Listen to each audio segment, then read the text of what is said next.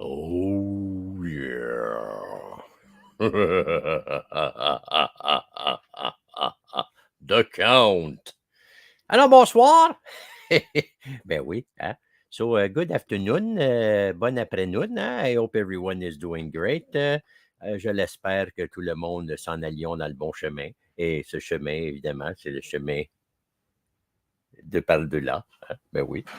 So, I hope everyone's doing great. Welcome to a brand new episode of The Vintage Kids. Bienvenue à un autre épisode de la 20e épisode de la Vintage Kids, de Les Anciens TQ.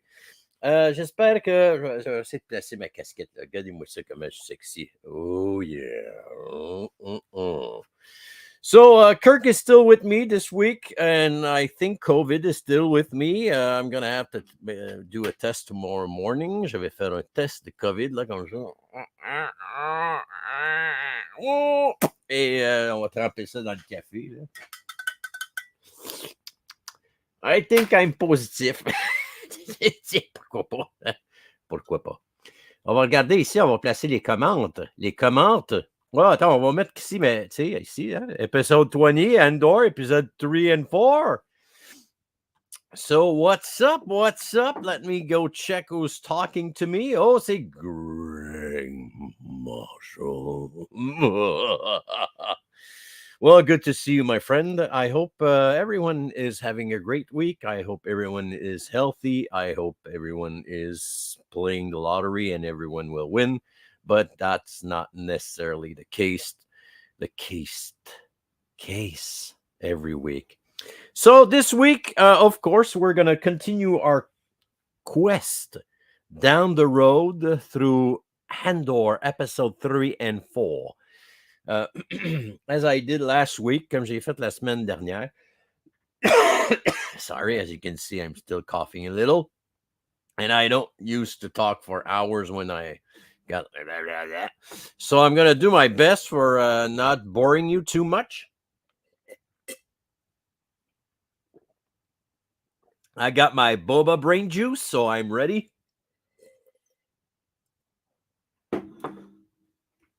OK. Donc, ben, cette semaine, on va faire la même chose qu'on a fait la semaine dernière. C'est-tu plate, ça?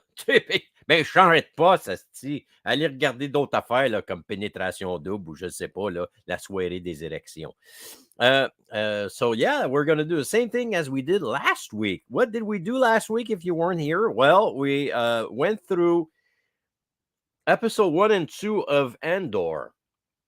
And we're not talking about the planet with the little murder bears there. We're talking about the new Disney Plus series, Star Wars series about Andor, Cassian Andor, which is the guy from Rogue One. So, as I did last week, I'm going to go through the two episodes with pictures, as you'll be able to follow on my screen, just like that. That. Oh, as you can see, that's an Andor. Maybe if I put it like this. Oh, yeah, that's even better. Okay. So, as usual, I am not going to talk about only what I've enjoyed or what I did not like or what actor did I not appreciate, blah, blah, blah. What we're going to go through, and I'm not going to do this shot by shot. I'm not making a review. It's more like a analysis from a certain point of view, which is mine. So, yeah, so that's it.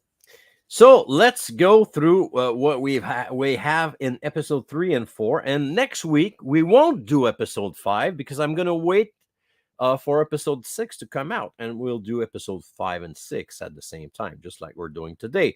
Jim Arsenault. The phone company. You're on old? Oh, man. Well, the phone company, good luck. Well, at least you're not in Quebec. You're not stuck with Pierre Carl. Anyway, over here, when we call for phone services, they transfer us to India. So you call from like a number in Montreal, and someone picks up. Hello? I say, oui, bonjour. Yes, buongiorno. I have problems with my telephone. Allô? Allô? Telephone? Telephone. Just a second. Toot, toot, toot. Hello. Toot, toot, toot, toot, toot.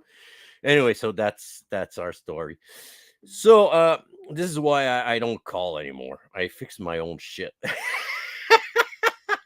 I make little bunny and stuff and unicorns and okay. So I'm gonna do my best to do this as fast as possible, and I hope you will enjoy this. As I did last week, I'm gonna show you some pictures. Salut, Mister. Let me go check who it is. See, Christian Danny. Good to see you, man. Donc, j'espère que vous avez écouté épisode 3 et 4. So I really hope you've watched episode 3 and 4 of Andor, because if you didn't, get out or sit down. So we're going to go through this. And like I said back at the beginning, I'm not going to go like, oh, that was not a good actor. I don't like this guy. I thought that it was shit. No.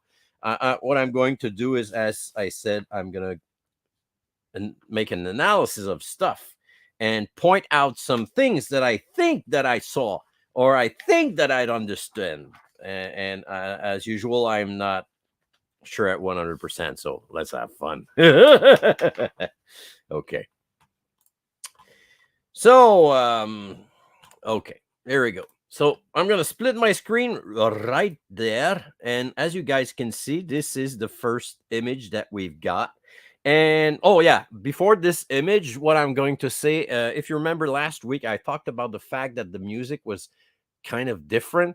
At every beginning of every show, the music is starting to get more beats, and it's the same thing again. But the cool thing about episode 3 is the fact that you actually hear the citizen of the city hitting on the metal thing for the to warn the town when the let's say the cops are showing up. So like ding ding ding ding ding ding. So if you go listen to the beginning of the episode 3 music, you're gonna recognize the sound that the city folks are actually doing to warn everyone.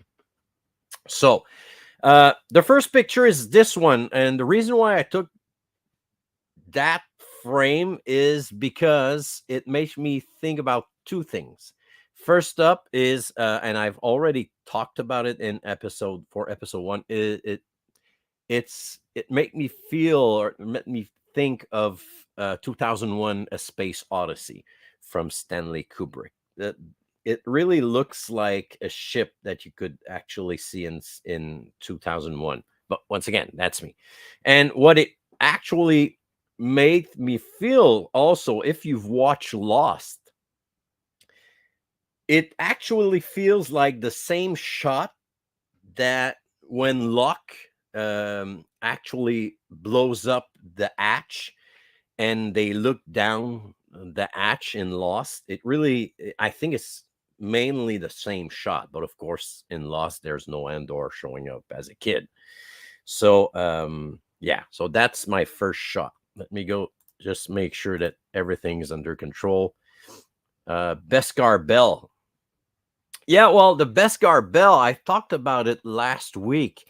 I don't know if what they are actually eating is a que la fête commence.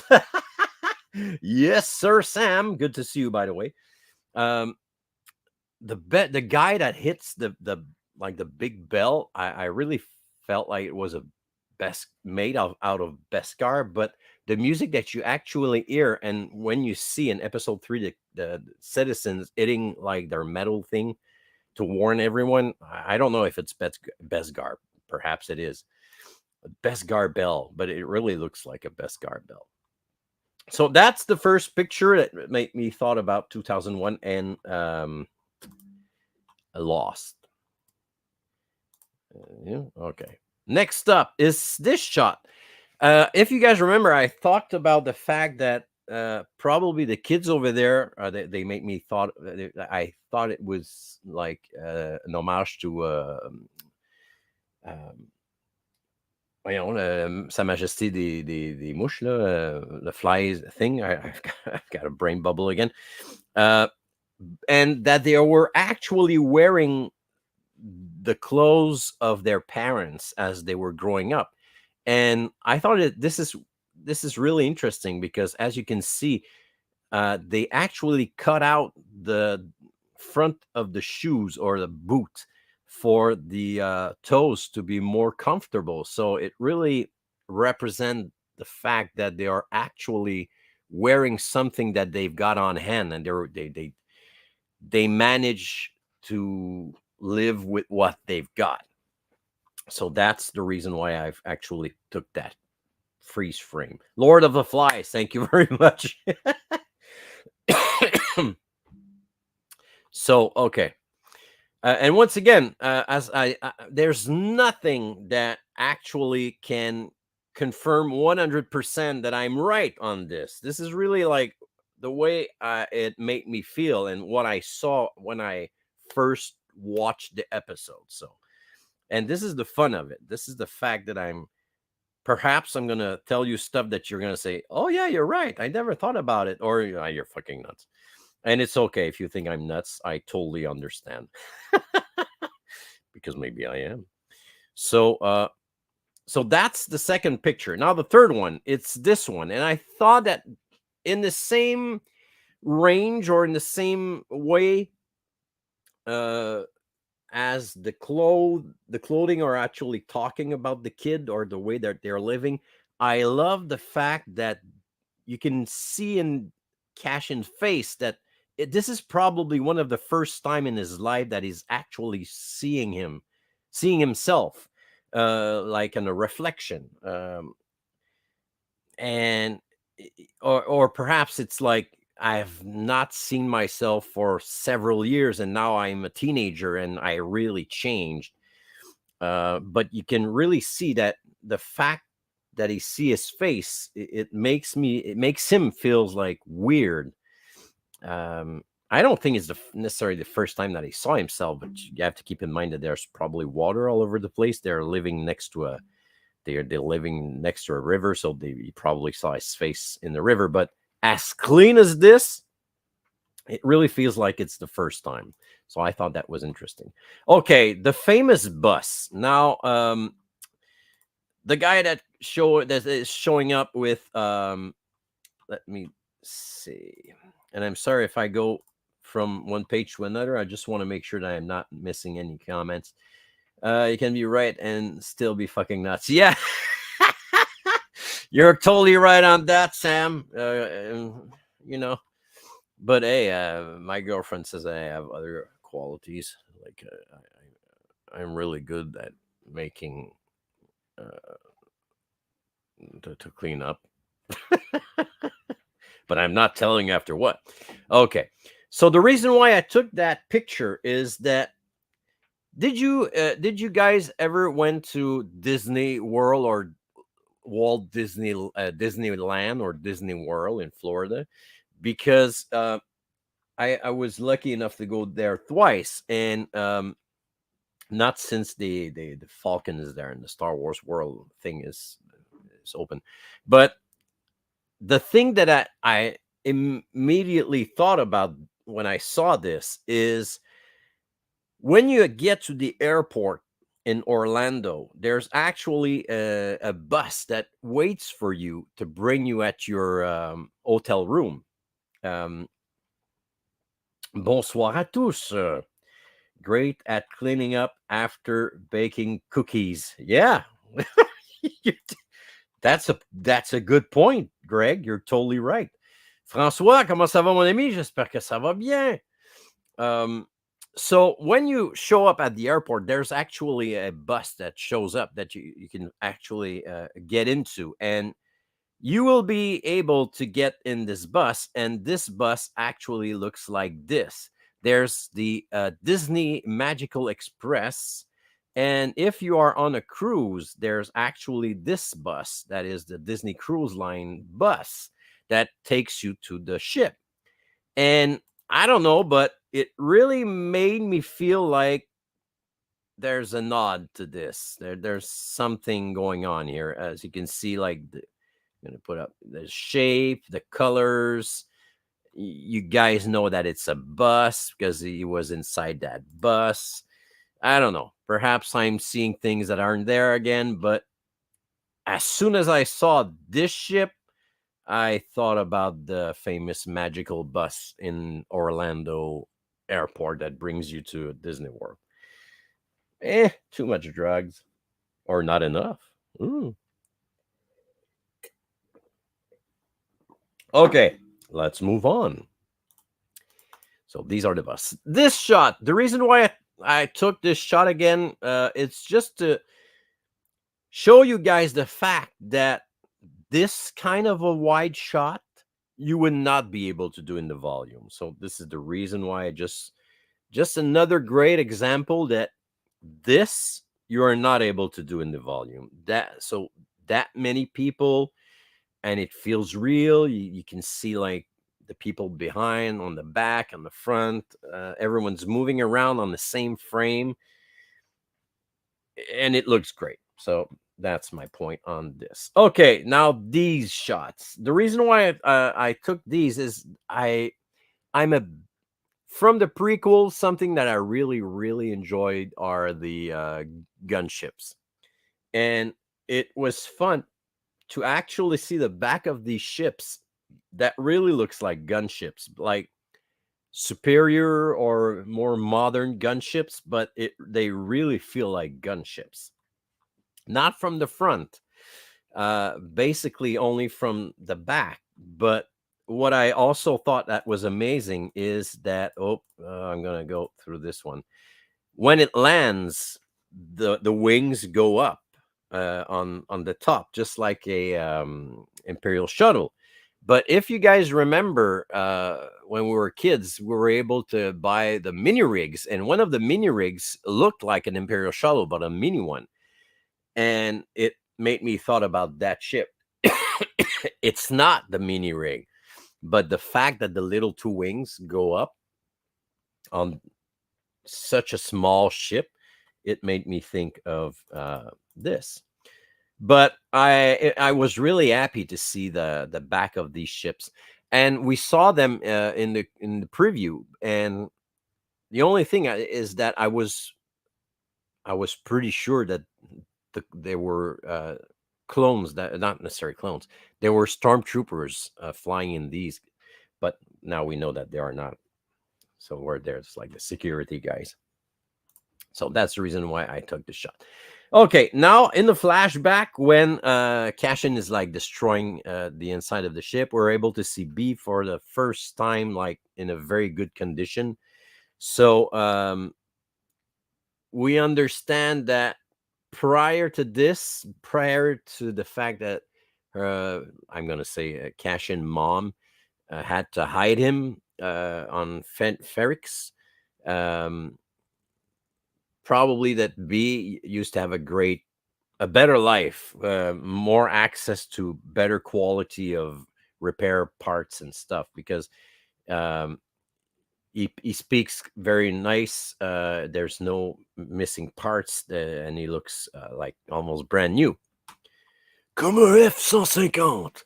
So yeah, so that's the little B thing. This shot, why did I took this shot? I think it's just to show you guys that's probably the dad that they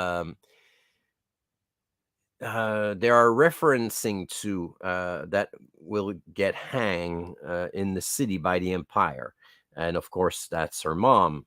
I love the fact that the kid that played Cashin really give it a whack on the equipment there.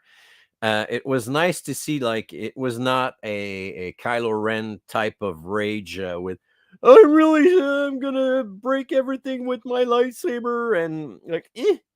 It was really like a kid with huge anger towards technology and towards the Empire. Once again, we don't know exactly why. Well, we know that they shot her friend, this the little, well, not the little girl, but the girl in the previous episode. But even though this guy, they probably told him, go ahead, man, have fun, destroy everything that you can, and action. And they're both actors are standing there like, Jesus. And also, the reason why I took this shot is to see this gun right here. I did not saw it at the first time. I did not notice when I first watched the episode, but this is the gun that actually Cashin is using in all the episodes so far. And it's a gun that is actually based on a character that I don't remember the game, but an old character in a Star Wars game that they used to create the character of Cashin. If you go back to the making of Rogue One, you'll get more information on that. Okay, you should share what you are. Yeah, yeah, probably just the right amount. Exactly. The rent-a-cop. It's a rent-a-cop. Um, Let me go see if I missed some stuff. No, everything's okay. All right. So this picture was only to show you guys the fact that he's really whacking at this like crazy, but also that this is actually cash-in gun, and it's based on a character that they created for an old Star Wars game that I don't recall the name. I'm sorry about that.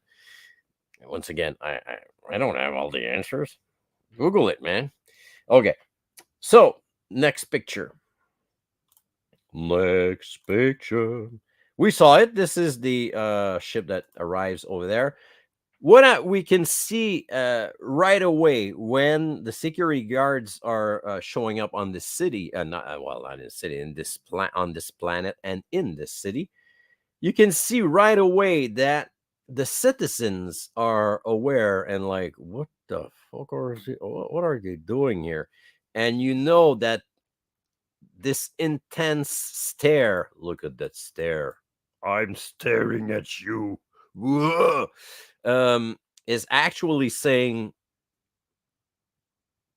that's trouble, man. Are you like, I'm not trying to tell you that you're not at the right place, but that stare means a lot. And I think that the serial guy, Karn guy, actually feels it, that something might go wrong. Okay, next picture. When they show up at Cashin's door, I just want to point out that they're actually using the same. What word can I? They're actually using empire methods, and these methods are based on using power over civilians and over old people and over people without that are not doing anything wrong. We saw this in the Second World War. We saw this when the American went in Iraq. I mean, it's just like an army kind of group of guys that got powers over them, and they're right away, they're brutal. They're like hitting them, holding them, and I'm not going to say torture, but it's a really thin line, and you can see that they are actually using this to show that these guys are aware that they are working for the empire, and they're thinking probably to themselves, everything will be okay. It's like, we have control here, and whatever we do, we're okay because we're working for the big guy. And like I said, it's based on so many sad events that happen during humanity. And anyway, this is the reason why I want to show you guys. And the same thing over here. She's trying to speak, and this guy is holding her mouth, and it's symbolic for the power that these guys are giving themselves. At some point, you're going to say, "Oh yeah, okay, they're like they're policemen, or they're taking care of security," but Once again, this is a thin line. Okay, so these were the two pictures I wanted to use. Now, this shot, beginner's mistake. He actually uses comlinks to contact B, but it's okay to show that I don't remember the name of the guy that wants to buy. I forgot his name. Oh my God! What are we going to do? Let me see. I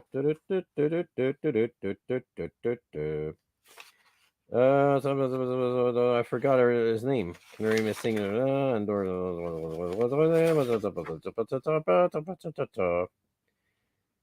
I forgot. I don't have it. Anyway, you know the hit. His son plays the hit clown. So the guy that represents the rebellion actually tells him that. Let me see if someone gave me his name. Yeah, Dash Randor. I don't think it was Dash Randor. Perhaps, but Dash Randor, wasn't he wearing like oh, I'm mistaking there were this guy that was wearing a cowboy hat in one of the games. Anyway, so when the sorry, I'm gonna take something in the ring. I'm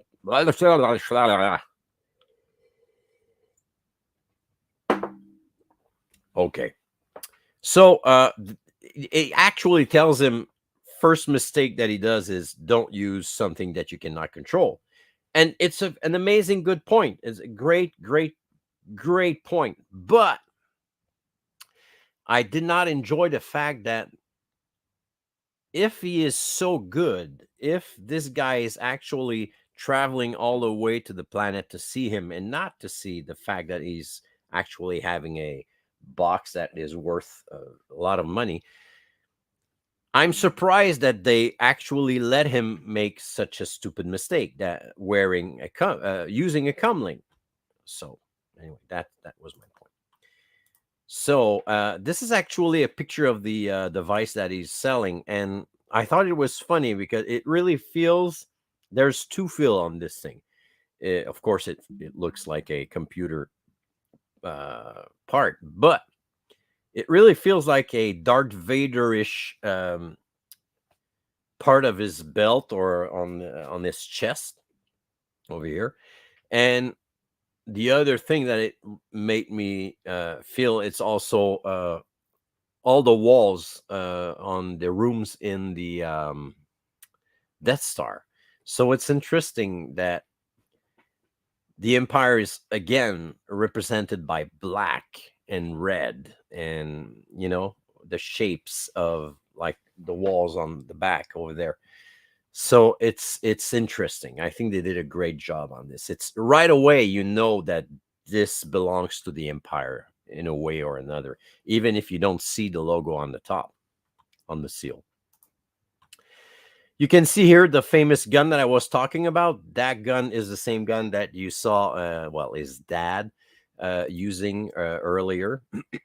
And it's also the same gun that you would see in the video game that I was talking about that I forgot about the name. This is the famous warning that they are giving. Let me see. So I was talking about the fact that the citizens, you can see that they are all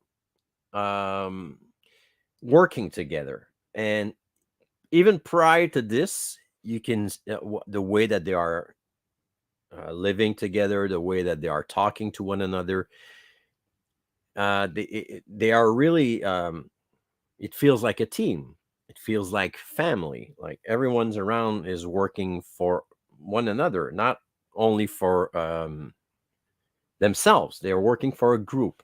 And when this happened, when the warning happens all around the city, you can see everyone answers the call.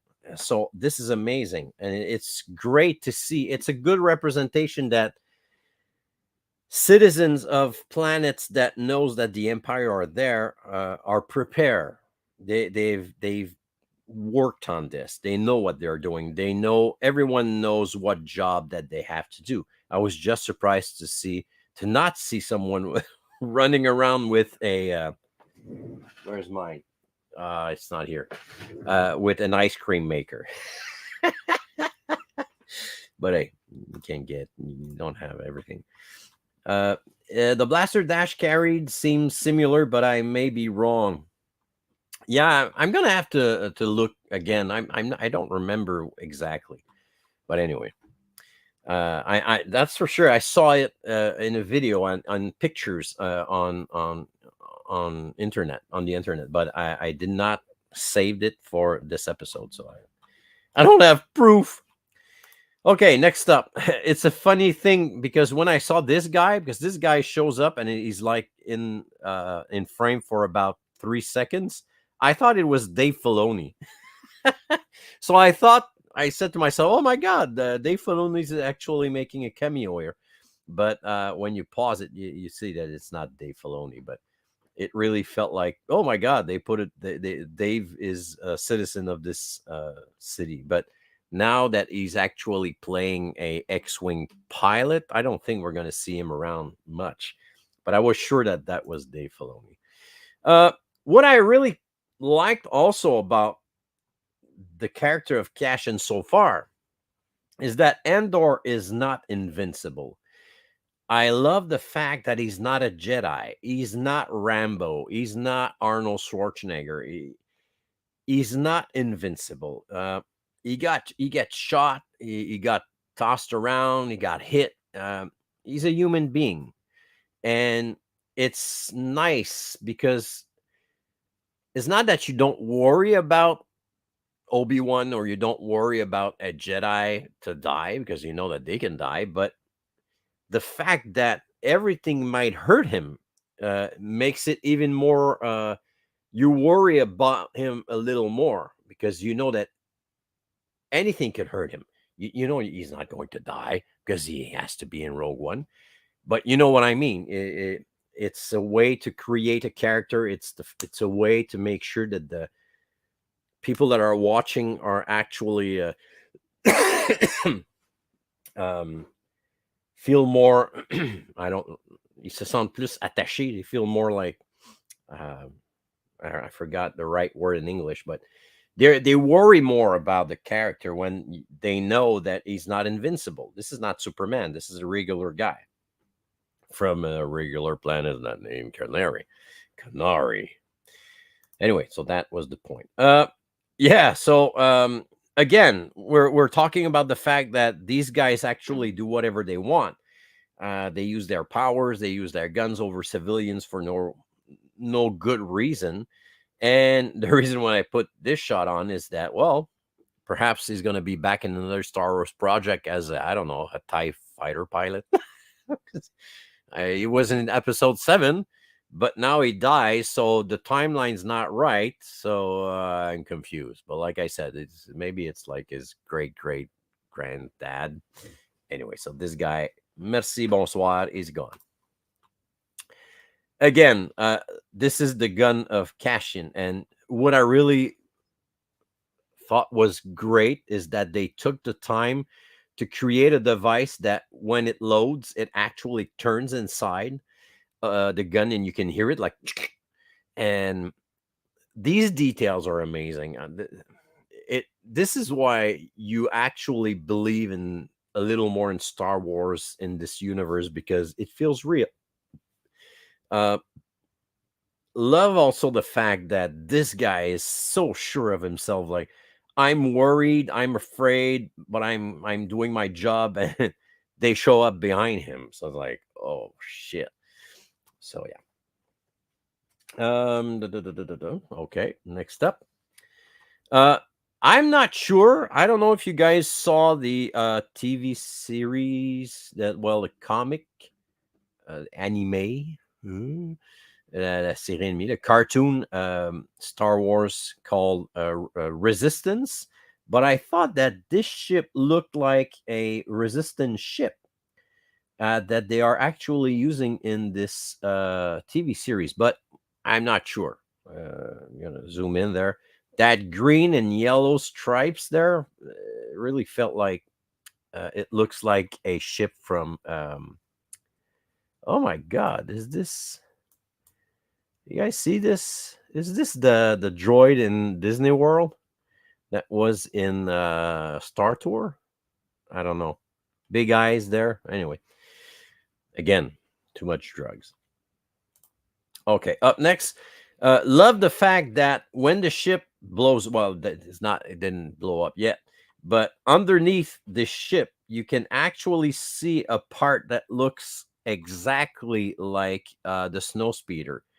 If you guys used to play with the snow speeder back in the days, uh, underneath the snow speeder, you would have this part where you can actually put on the block and the harpoon. So I right away I said, "Oh my God, that's nice," because it really feels like a bottom of a snow speeder. And that's I'm pretty sure that I don't need any drugs on that one. Okay, back to the let's go to the next one. And of course that face, and that face is a face of failure, but not only failure. Like I said before on the first and second episode, this guy, there's something wrong about this guy. This guy, and we're gonna see it in episode 4. Um, you realize that he really fucked up and he's in big trouble. And not only in trouble with the Empire and the company for whom he's working with for, but you can see that I talked about the fact that this guy has something like he's not doing what he's supposed to, and he's missing confidence, and he's like playing a role. And it's interesting to see his face like this because this face says so many emotions like worried, disappointment, scared. There's fear there. I mean, and we're gonna elaborate a little more later on. And of course, you've got this shot, and this shot is a sad one because you realize that now that everything happened, that the city responded to the call, she knows that she'll probably never see Cashin again. That the only way Cashin could be saved is by fleeing, by leaving the planet.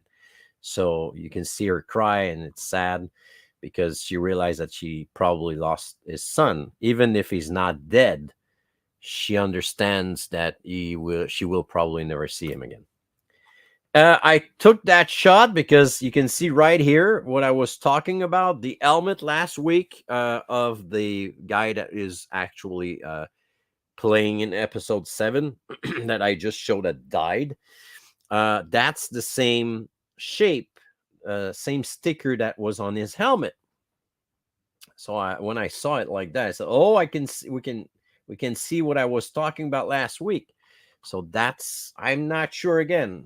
Did they do this on purpose, or it's just a coincidence? But to me, the same actor plays two different character, one X-wing pilot, and on his helmet there's this logo or image, and now it's inside that ship.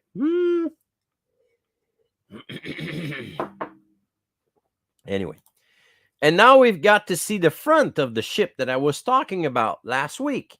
Um, the famous ship that I said that was in Rise of the Resistance. So in front of the ship, it's basically 90% the same ship that we see in the Rise of the Resistance in Disney World and Disneyland. So last week I was only able to show you guys the back of the ship, but now we can see the ship leave. So we have a better point of view. This is pretty well done. Let me tell you why. This is a great shot because, okay, let me just check my note. Oh, yeah, I just want to say something about her mom first. During this scene, what I thought was also great, and it shows that it was not filmed in the volume, well, probably not in the volume, is that you can actually see the cold breathing on the set from this actress. So to show that the heat is not working, the heater is not working very well. And in episode one, his friend of Cashin says, "Hey, tell your mom to put up your the heater up because it was really cold last night at your place." And when she's breathing, you can actually see the cold breathing. You know, la boucane, là, tu sais, là, être boucan, you know. So I thought it was a great detail. For me, that loves details, that was great. And it was not CGI. Well, at least it did not felt CGI. It felt real. So where they were actually shooting, the temperature was very low. And for me, that's great detail. So back to this at the end of the show. What I really enjoyed about this is the fact they're actually synchronizing two new start. So there's the start of when he was a kid and he was taken by her new mom, to bring her to a new life. And at the same time, he's actually in the ship leaving Ferrix, and he is also continuing his journey, but it's a new start. So it was interesting the way that they did it. So they are both watching one another, but they are not actually in the same time frame, but it feels like it. And you can see that he remembers and you realize that it's a new start for him.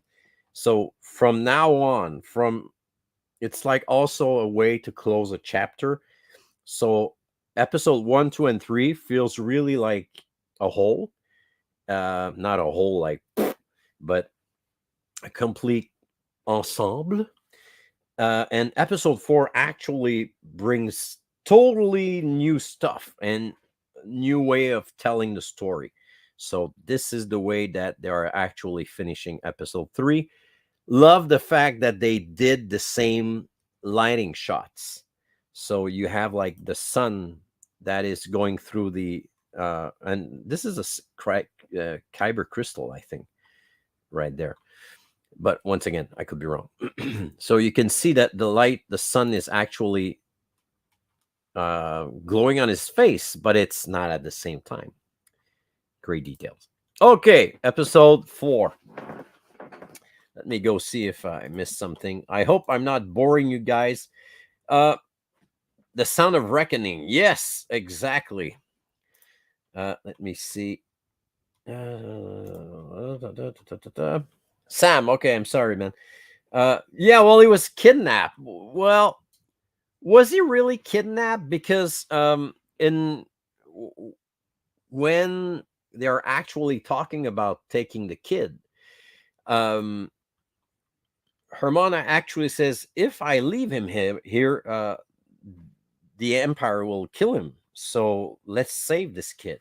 So yeah, it was kidnapped, but we have to assume that the Empire showed up on Canary afterwards, that the separatists crashed land, and she knew that this kid would probably die anyway. So um, I love your take on things, Phil. Thanks, Jim. Man, I really enjoy doing this, and like I said in the past, that's what I did in university. I've studied communication movies, so I did tons of analysis of movies. I really enjoy doing this, and it's a curse because when you're watching any kind of movie, well, when I watch any kind of movie now, I'm unable to not see things that I would prefer not seeing and like continue just enjoying the show. But I just love it. It's like, I don't know. Okay, let's move on. So this is episode 4. We went through episode 3 already. I'm gonna try to do my best for episode 4, not to be too long. Uh, once again, the music at the beginning of episode 4 is a lot more. There's a lot of more rhythm in it and more drum, like, but it's not the sound of reckoning. It's not the sound of the town people. It's really like a music beat, different.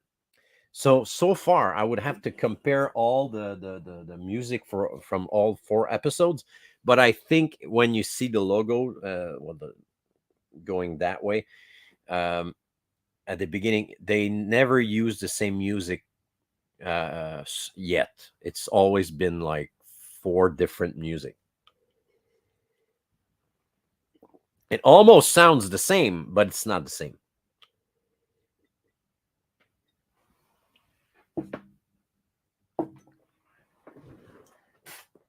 Sorry. Okay. The reason why I've put Coruscant there is the fact that I love this planet. I mean, they for me, the details on Coruscant is amazing, and I'm going to talk about Coruscant later on. But for me, it's an amazing creation. The fact that, well, it's like New York City, but time all over the planet, and there's so many buildings. They are so high that the deepest you can go um, down, as close to the earth as you can get, you are losing sun. You're losing the sunlight. So for me, this is amazing. It's a great idea, and it's well represented in this episode. So I was really happy to see a shot of Coruscant. Love this shot. Love this planet. And this shot is amazing too. To see the building, how tall they are, how deep this goes. Uh, Amazing shots. Amazing shots. So many people say I'm tired of action on Tatooine. Well, let's make more action on Coruscant, because the options are infinite. I mean, you can do anything on Coruscant. Okay, just to make sure. Okay. So, about this now, we end up at the security building there, center of the Empire on Coruscant. Love the fact that everything is white, some gray, but mainly white. And we saw a character in white. I don't remember his name. Um, in episode 4, when they are all sitting in on the Death Star with Vader and Tarkin, where Vader is choking this guy's, I find your lack of faith disturbing. You can see one of these guys sitting with them with a white suit, which is the security guys. But love the fact that the Empire is always represented in black, or gray, but these guys are security. And I love the fact that the guy, the big boss there, let me go back. Well, this one, this guy there, that actually plays in Games of Thrones also, um, says later on that, let me check my note. I don't want to say something that is not what he says. Okay, everything is white, contrast to Empire that everything is black. But white is also the stormtrooper. So the stormtroopers are actually like, they're supposed to be security, but this guy in the middle uh, says to everyone in the room, security is an illusion. And I love this phrase. I love the fact that this guy actually tells that nobody's insecure. We can make them feel that they are secure, but they are not. They are controlled by this security. They are actually controlled by the Empire. Love the fact that this guy knows it, and he's in white. So it's really something important, that to show you guys, like, oh, we're the good guys. We're white, but the stormtroopers are also white, but we're doing good. You can trust us. But security is actually an illusion. Love this. Okay. During this conversation, there's actually a guy that talks about Scarif, and he talks about the fact that there's more items that are heading there. So I don't know if you guys heard that, but this guy is actually talking about the planet where all the action will happen on in Rogue One. They are still working at this point on the Death Star. The Death Star is not complete. Okay. Prior to this, I think that when Cassian and the guy from the rebellion is talking in the ship, Cassian actually talks about Mimban. What's Mimban? Well, it's the planet that we saw in Solo, a Star Wars movie, where actually Solo meets Chewie. And Cassian actually says that he was there at the same time as Han Solo, if you take the fact that he says that he was 16. And what we learn about this is that it's a fake war that was going on Mimbad. They were actually fighting one another. And this is something that Palpatine, the Emperor, did during the prequels. Like, they create a war for you to take to fight, but everything's going on behind that war. So it shows how Palpatine, how the Emperor is really a mastermind behind all of this. He's making sure that these guys are fighting one another, these guys are fighting, and during that, we're going to construct our big Death Star. And once again, I'm not going to say it's based on history, but it's a tactic that we saw before with villains in real life. Okay. Let me go check this. Krennic wore right. Yeah, you're totally right. Krennic was wearing white also. I'm always multitasking too much. I've been watched episode 4 3 times now, so I think I'm caught up on details. Good thing, man. I've watched it twice so far. I know I'm going to watch it again because I'm going to watch it with Audrey. So, let me see. No. So you're right. Krennic is also wearing white, but he's not. I would have to check if he's wearing actually the same outfit that these guys are. Do you think we've met Kaza's sister yet? That's a good question. I don't think so. I think she's going to show up later on.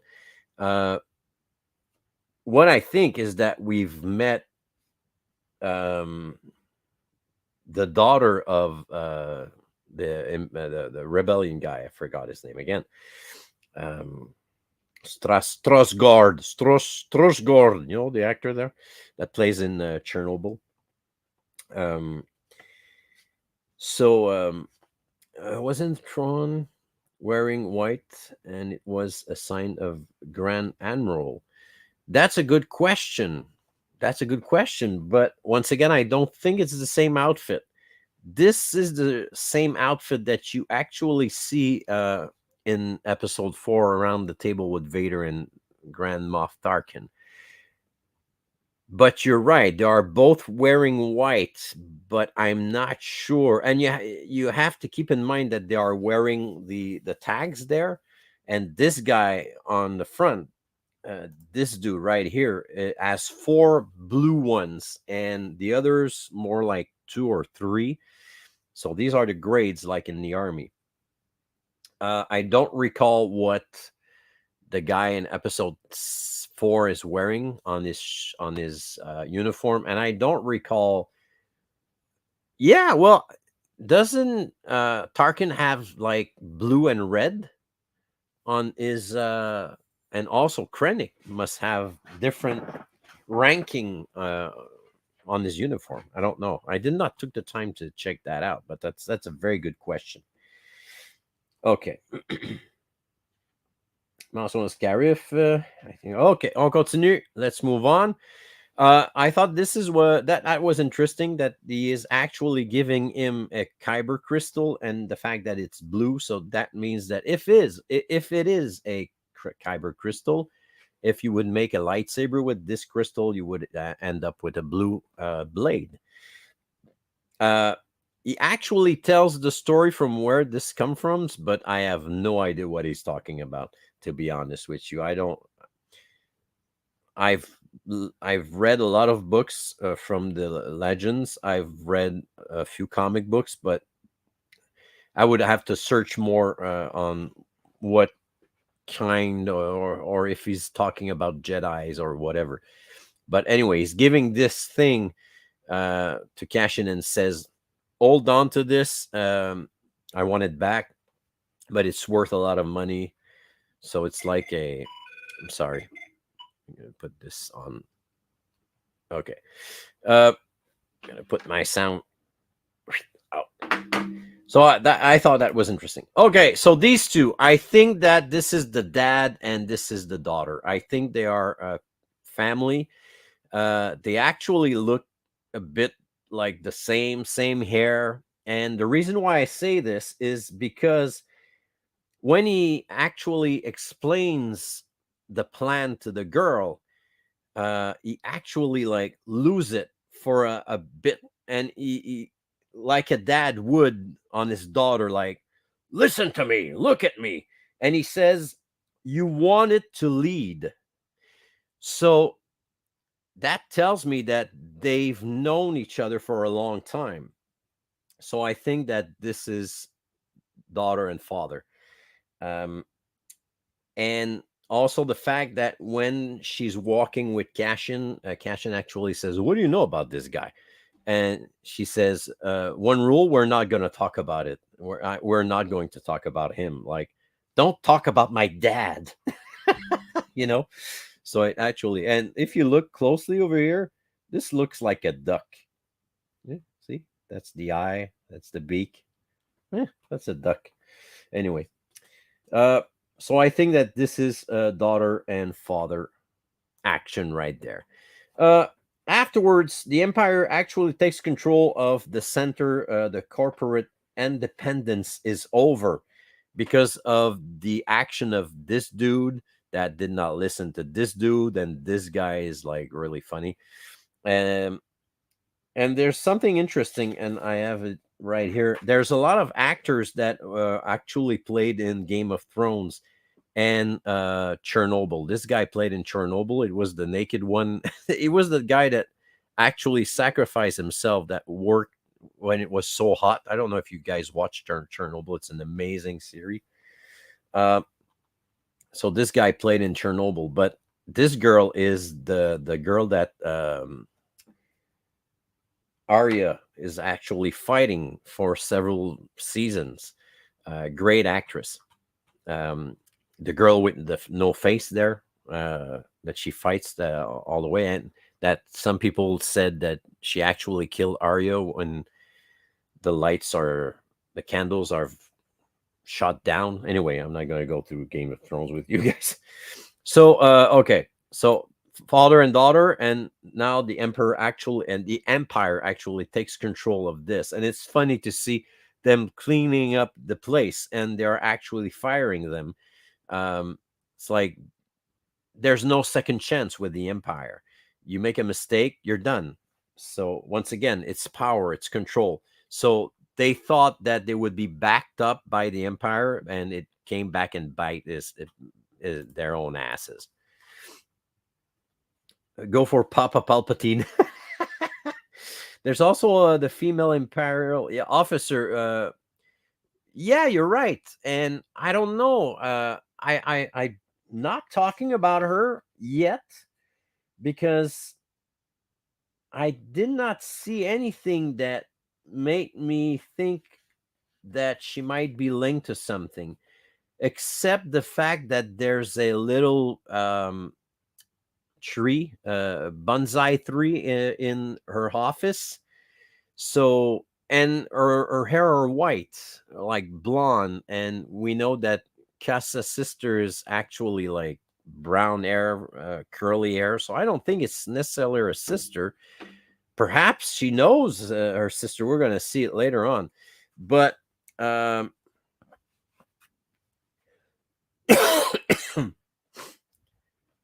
yeah, well, the ringtone is actually the telephone sound of in 24. So, Chloe, it's Jack. Send an helicopter. Yeah, it's the 24 ringtone. There's also a female imperial. Okay, sorry about that. Okay, so you're totally right, guys, about the fact that we did not necessarily have enough information yet to know more about her his sister. But the girl that wants to like climb the ladder in the jobs in the empire, I did not necessarily have anything on her yet that jumped to my face. Oh my god. Except like I said, there's this bonsai tree in her office that I saw, but okay. Love this shot. Love this shot because it actually feels like two things. It feels like you are watching this guy moving from one character to another. But keep in mind that this is an actor, and the way that he does it is actually a way that an actor would prepare himself for a scene or prepare himself for to go on stage in a theater. So I love the fact that he's inside and he's getting himself ready to go into the other character that he plays. So with the gesture of the hand, these details are amazing. And this shot is great because you can see like he's playing a role, he's getting himself cranked up to play this other guy that does not it lives inside of him, but it's not him. So I thought that was an amazing shot. Okay. Up next, this guy. Empire. Okay, I thought that this guy actually looked like a character in The Matrix. I don't know if you guys watched The Matrix. There's actually a kid, I don't remember his name. This guy that is taking care of the computers and stuff. I don't remember his name. Uh, he's wearing like the same kind of cap.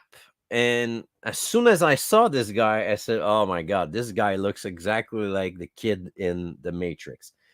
I think in The Matrix, he actually dies. This kid, perhaps not. I don't remember. But if someone should die in this uh,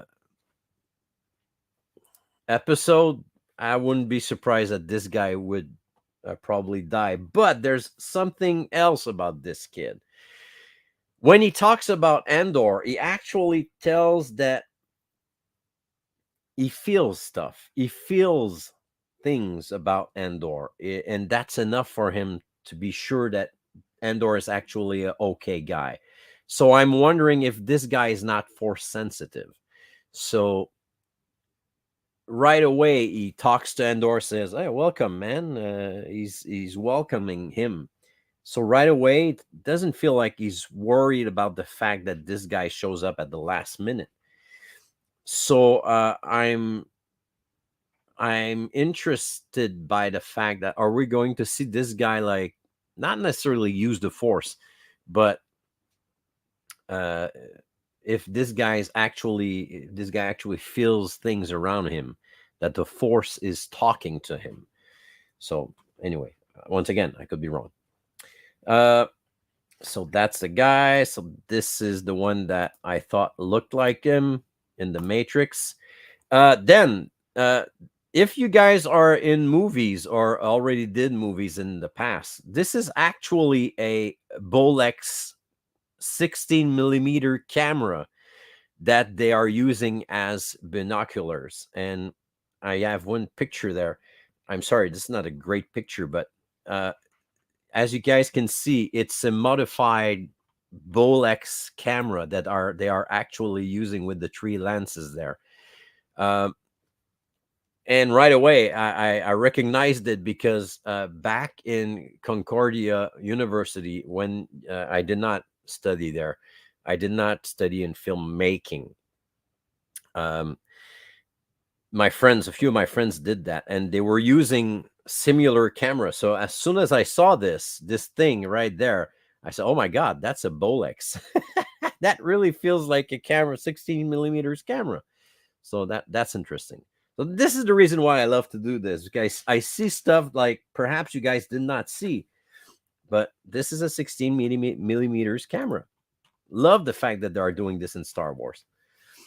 Um, Mouse. Yeah, Mouse. You're totally right. This is the name of the kid. There's a lot of Bonsai 3 in Monmouth House. Oh, see, I did not. I didn't. Yeah, you're right. I have a few pictures I'm going to show later on. Mouse, yes, he dies. Oh, okay. So he dies in the Matrix. Anyway, okay, let's move on. So that's the Bolex camera that I was talking about. That's a model. There's tons of different model, but it was just to give you an idea that it was modified and the same lens on the front. This is something that I was a little disappointed, and I think some people saw it because it was in the trailer. Um, what I mean is this girl right here, she doesn't have health insurance. I'm kidding. That's not it at all. Dental plan. No, it's the fact that they're actually using AK-47. They're actually using guns that we are using on Earth. So I might be wrong, but once again, it doesn't feel Star Wars. They should have. Okay, you can take an AK-47 and modify it so it doesn't look like an AK-47, but it feels and it looks like one. So I said to myself, these guns doesn't shoot laser beams. These guns shoots bullets. So I don't know. I perhaps in the next episode we're going to see them shoot with these guys, with these guns, not guys, uh, and but hey, it doesn't feel Star Wars. And keep in mind, health insurance. Okay, next up. Okay, this shot was amazing, and I was really impressed by this. And I was wondering if that was shot in the volume or what was CGI. And I found out that this is actually McLaren's Tech Center. Can you believe it? This was shot in the McLaren Tech Center. It's the same place, but it really feels Star Wars, and it feels like Coruscant, and it looks amazing. So I was really surprised to see that this is actually a tech center for McLaren and Formula One. This is an amazing shot. I mean, this is a full set. And once again, perhaps in the volume you would be able to do this, but with so many people on the back, not sure. So great shot. Great fact that this is actually a Formula One tech center. Okay, back to this guy again. We've talked about him several times, and what I said in the past is like this guy is not doing the job that he wants, and I literally said it feels like he's doing something for someone else, like his parents want him to be someone that he doesn't want to be. And in this shot, there's two things interesting. Is I was talking about Carson, the fact that it's a very deep city. the buildings are very, very tall. And when you go deep inside at the lowest level of the buildings, you don't get much sunlight. And it's mainly the poor people that lives there, or la classe moyenne. I don't know how to say in English, but people like that are not rich. And you can see him that he actually takes the elevator and goes down. And as much as you can see that he's going down, the light, he's losing sunlight. And you can see in his face that he is going somewhere that he doesn't want to go. And I was wondering, I was saying to myself, is he heading back to his like home? Or but I never thought he would go back to his mom. So he doesn't even have a home. So it actually tells me that this guy is really sadly doing all of this to make his mom happy, or his dad, but we didn't see him yet. And the way that her mom his mom actually welcomes him. She actually slaps him because she realized that he lost his job and he's coming back home. So she's frustrated, like really disappointed. So that's a that's an issue where it's something that we are often presented in movies and in TV series. The fact that the son or the daughter are not up to the standard of what their parent wants. So I thought it was interesting. Uh, so I was a little right. So I was happy about that. Okay.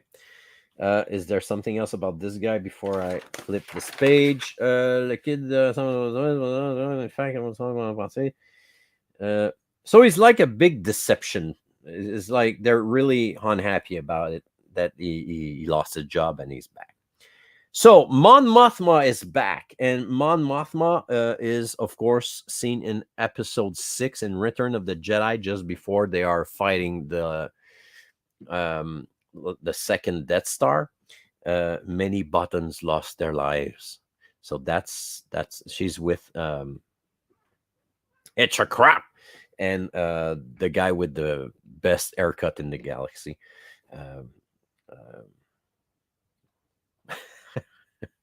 what's his name? Maydeen, General Maydeen. So it's interesting that they're actually using the same actress from Rogue One and the same actress that played Mon Mothma in Episode 3 in the deleted scenes that I've talked about in previous episode. So it's really interesting to see this character playing his character. So it's fun to have an actor playing a character that actually plays another character. You can see that they are all working together, the three of them. It's somewhere where rebellion stuff are actually going on. And it's fun to see that it's a shop. And in this shop, it's like a very luxurious, luxurious,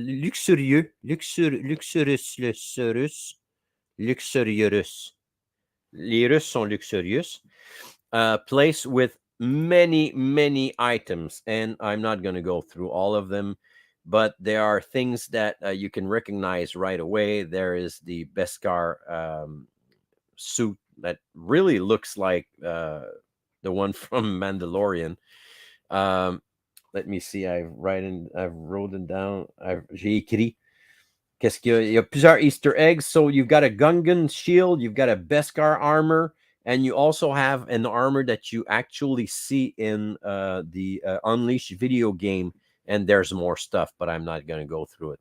This thing was seen in Rebels, and I'm not sure about these. Are these like necklace? I don't know.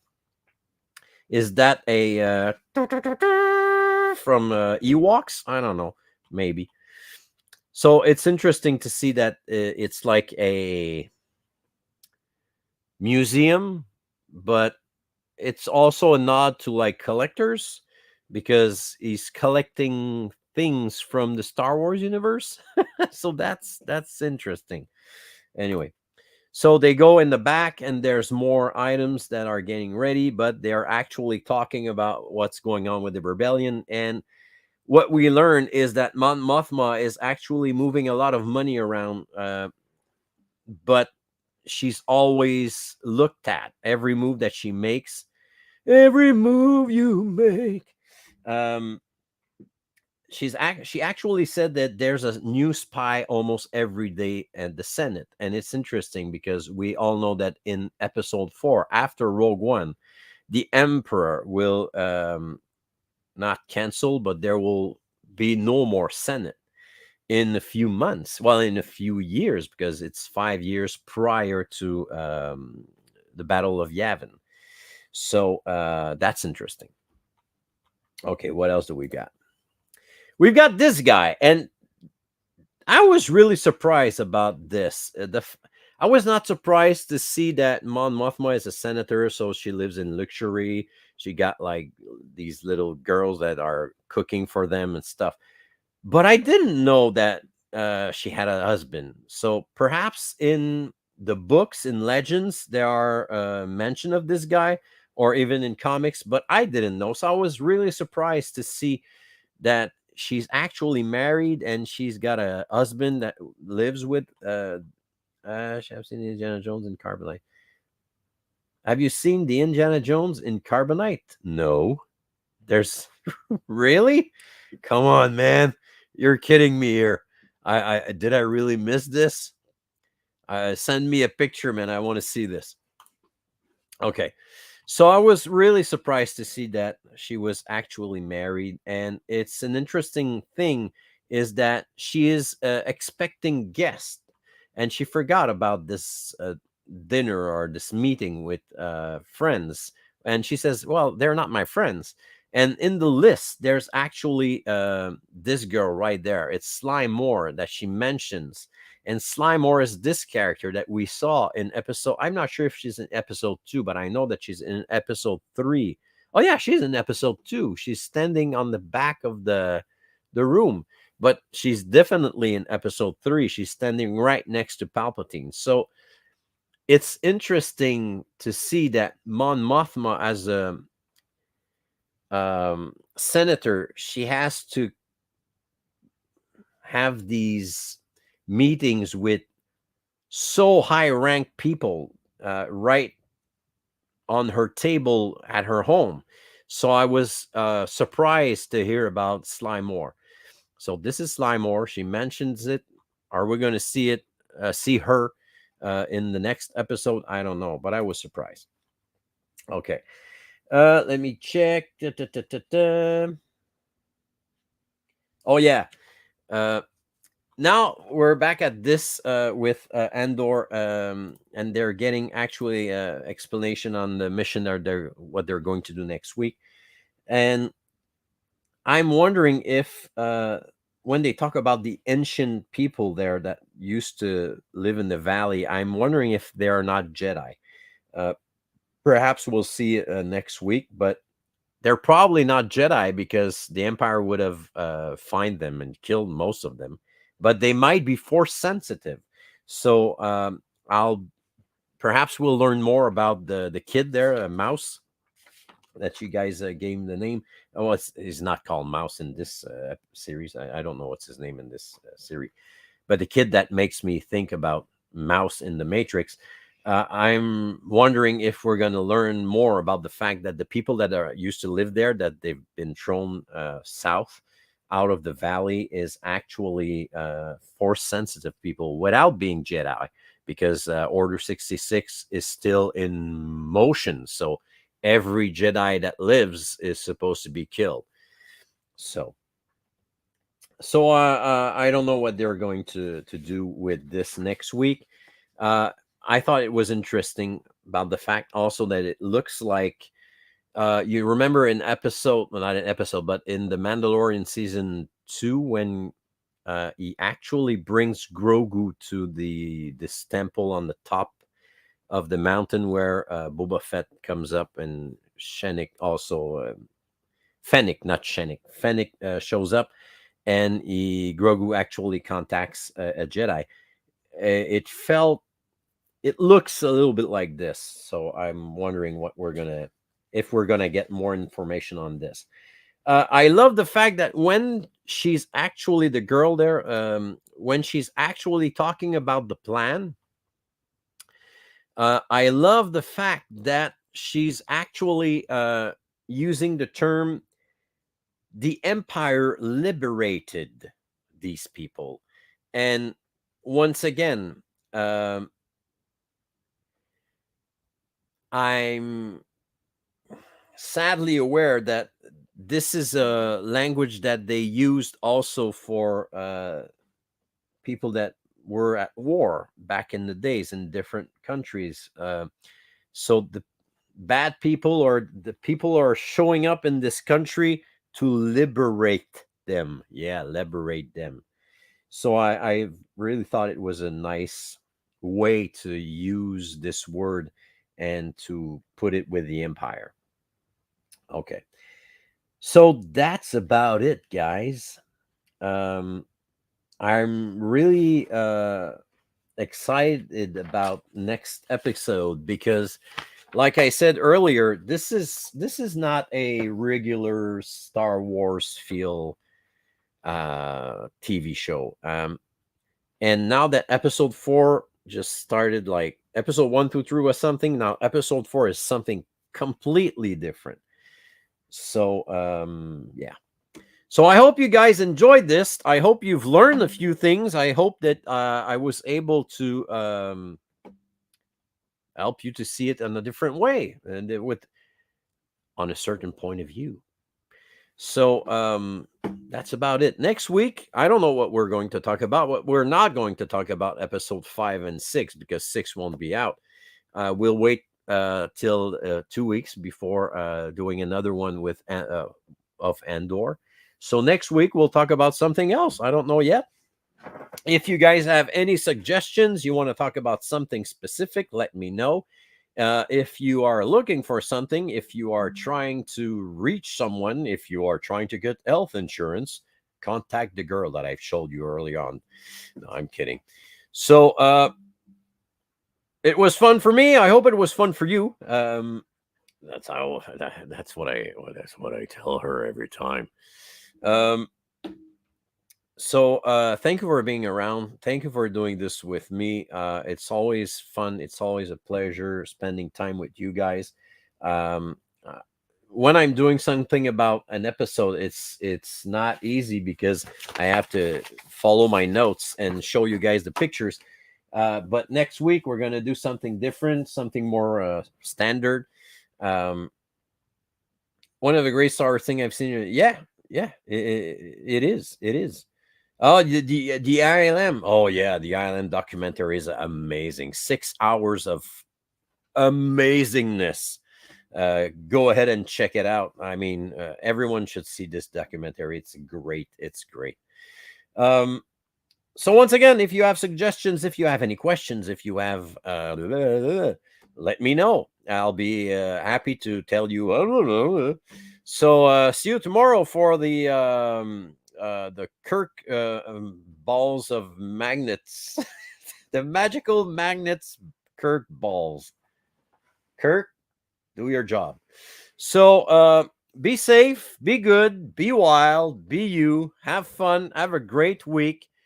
Always a pleasure to spend time with you guys. I'm not done doing this. This was episode 20, and I know that there's at least more than 20 ahead of us, and we'll talk about more things in the future. Once again, thank you very much for being around. Share this. It will be also available on YouTube afterwards, as usual. Share Yoda's workshop with friends. And I will do eventually a live sale probably on Yoda's workshop. As you guys know, Vintage Kids is not something that I'm going to use to sell toys and whatever, but I will do a live sale or a claim sale pretty soon. I got tons of new stuff to show you guys. So that's it. Once again, thank you very much. Be safe. Take care of yourself. Thank you very much again. À la semaine prochaine. Yeah. Greg Marshall.